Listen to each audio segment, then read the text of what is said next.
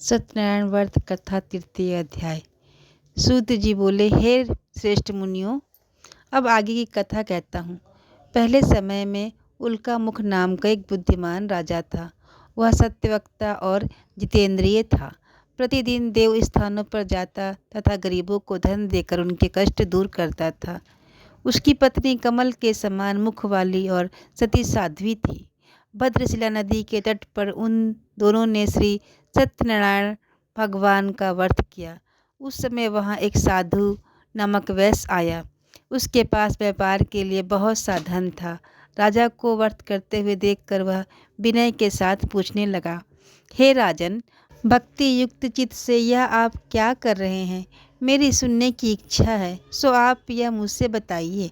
राजा बोला, हे साधु, अपने बांधवों के साथ पुत्र आदि की प्राप्ति के लिए एक महाशक्तिमान श्री सत्यनारायण भगवान का व्रत पूजन किया जा रहा है। राजा के वचन सुनकर साधु आदर से बोला, हे राजन, मुझसे इसका सब विधान कहो। मैं भी आपके कथनानुसार इस व्रत को करूँगा। मेरे भी कोई संतान नहीं है और इससे निश्चय ही मेरे संतान होगी। राजा से सब विधान सुनकर व्यापार से निवृत्त हो वह आनंद के साथ घर गया। साधु ने अपनी पत्नी से संतान देने वाले उस व्रत का वर्णन सुनाया और कहा कि जब मेरे संतान होगी तब मैं इस व्रत को करूँगा। साधु ने ऐसे वचन अपनी स्त्री लीलावती से कहे। एक दिन उसकी स्त्री लीलावती पति के साथ संसारिक धर्म में प्रवृत्त होकर श्री सत्यनारायण भगवान की कृपा से गर्भवती हो गई तथा 10वें महीने में उसके एक सुंदर कन्या का जन्म हुआ। दिनों दिन वह इस तरह बढ़ने लगी जैसे शुक्ल पक्ष का चंद्रमा बढ़ता है। कन्या का नाम कलावती रखा गया। तब लीलावती ने मीठे शब्दों में अपने पति से कहा कि जो आपने संकल्प किया था कि सत्यनारायण भगवान का व्रत करूँगा, अब आप उसे करिए। साधु बोला, हे प्रिय, इसके विवाह पर करूँगा। इस प्रकार अपनी पत्नी को आश्वासन दे वह नगर को चला गया।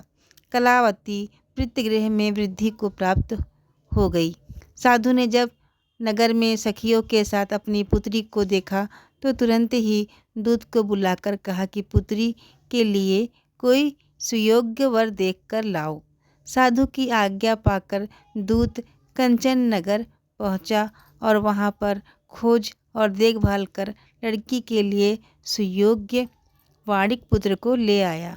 उस सुयोग्य लड़के को देखकर साधु ने अपने बंधु बांधव सहित प्रश्नचित अपनी पुत्री का विवाह उसके साथ कर दिया।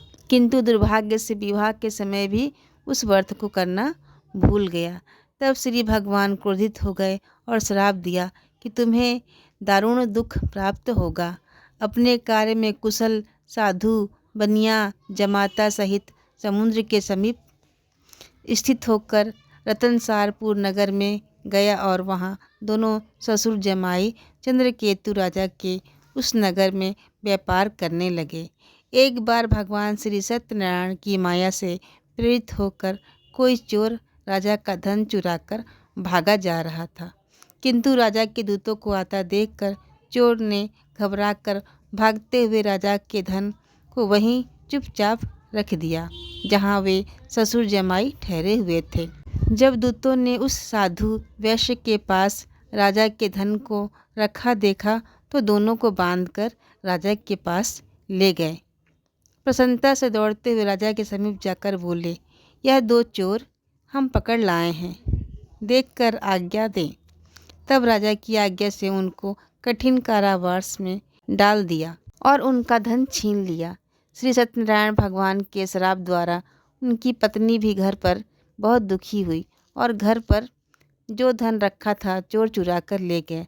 शारीरिक और मानसिक पीड़ा तथा भूख प्यास से अति दुखी हो अन्न की चिंता में कलावती एक ब्राह्मण के घर गई।